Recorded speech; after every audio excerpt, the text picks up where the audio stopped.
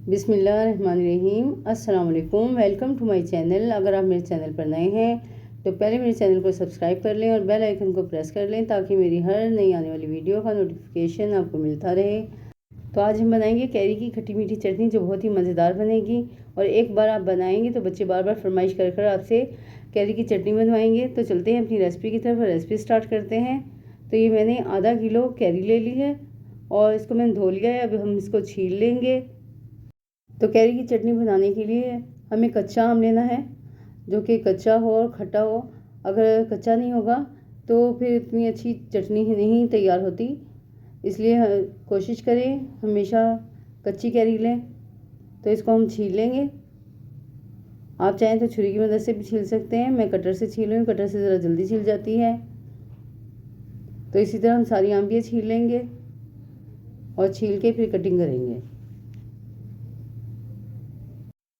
तो मैंने सारी आंबियाँ छील ली हैं। अब हम इसको उठाएंगे और इसकी कटिंग करेंगे।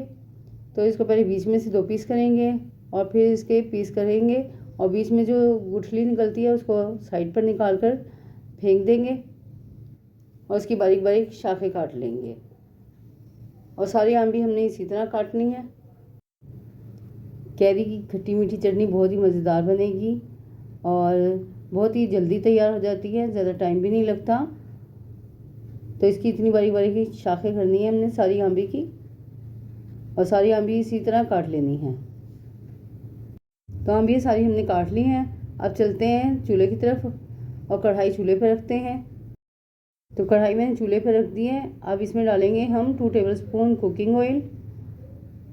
आप चाहें तो घी भी शामिल कर सकते हैं, पर मैं कुकिंग ऑयल शामिल कर रही हूँ। तो 2 टेबलस्पून मैंने इसमें कुकिंग ऑयल डाल दिया है। अब सबसे पहले हम इसमें डालेंगे 1 टीस्पून ज़ीरा और 1 टीस्पून हम इसमें डालेंगे सौंफ। और सौंफ डालकर हम दोनों चीज़ों को फ्राई कर लेंगे। तकरीबन 3 से 4 सेकंड फ्राई करेंगे ताकि इसकी अच्छी से खुशबू निकलना शुरू हो जाए और ये जले ना। अगर ज़्यादा देर फ्राई करेंगे तो ये जलना शुरू हो जाएगी, इसलिए सिर्फ हमें 3 से 4 सेकंड इसको फ्राई करना है। तो ये फ्राई हो गए। अब मैं इसमें डालूँगी 1/2 टीस्पून मेथी दाना और 1/2 टीस्पून राई दाना और ये दोनों चीज़ें भी डालकर हम फ्राई कर लेंगे। तकरीबन 2 से 3 सेकंड हमने इसको भी फ्राई करना है। तो ये फ्राई हो गई है। अब हम इसमें आंबियाँ शामिल कर देंगे। तो जितनी भी कैरी हमने काटी थी वो सब शामिल कर दिया इसमें और इसको डालकर हम फ्राई करेंगे 3 से 4 मिनट और 2 से 3 मिनट हम इसको फ्राई करेंगे। इसी के साथ अगर आप मेरे चैनल पर अभी नए आए हैं और आपने अभी तक मेरे चैनल को सब्सक्राइब नहीं किया है तो मेरे चैनल को सब्सक्राइब कर लें और बेल आइकन को प्रेस कर लें ताकि आपको मेरी हर रेसिपी का नोटिफिकेशन मिलता रहे। अब हम इसमें डालेंगे 1/2 टीस्पून नमक और 1/2 टीस्पून हम डालेंगे इसमें कुटी लाल मिर्च और 1/2 टीस्पून कुटी लाल मिर्च डालने के बाद हम इसको फिर दोबारा से फ्राई करेंगे ताकि ये जितने भी मसाले मैंने इसमें शामिल किए हैं ये सारे पक जाएं और इसका जो कच्चापन है वो ख़त्म हो जाए और अच्छा सा फ्लेवर आना शुरू हो जाए। तो इसको पकाते हुए मुझे 3 से 4 मिनट हो गए हैं और मसाला हमारा भुन गया है। अब मैं इसमें बाकी के मसाले ऐड करूँगी। तो 1 टीस्पून में कश्मीरी लाल मिर्च डालूँगी जिससे इसका कलर बहुत ही अच्छा आएगा। इसको भी डालकर हम फ्राई करेंगे और मसाले साथ साथ डालते रहेंगे और फ्राई करते रहेंगे क्योंकि हमने इसमें पानी तो शामिल नहीं किया। अगर पानी शामिल ना करो तो फिर मसाले जलने शुरू हो जाते हैं, इसलिए इसको चलाते रहेंगे और फ्राई करते रहेंगे ताकि मसाले अच्छे से पक जाएं। अब मैं इसमें पानी शामिल करूँगी। तो 2 कप मैंने पानी लिया है तो वो शामिल करेंगे। तो 1 कप मैंने डाल दिया है, मज़ीद 1 कप और डालेंगे।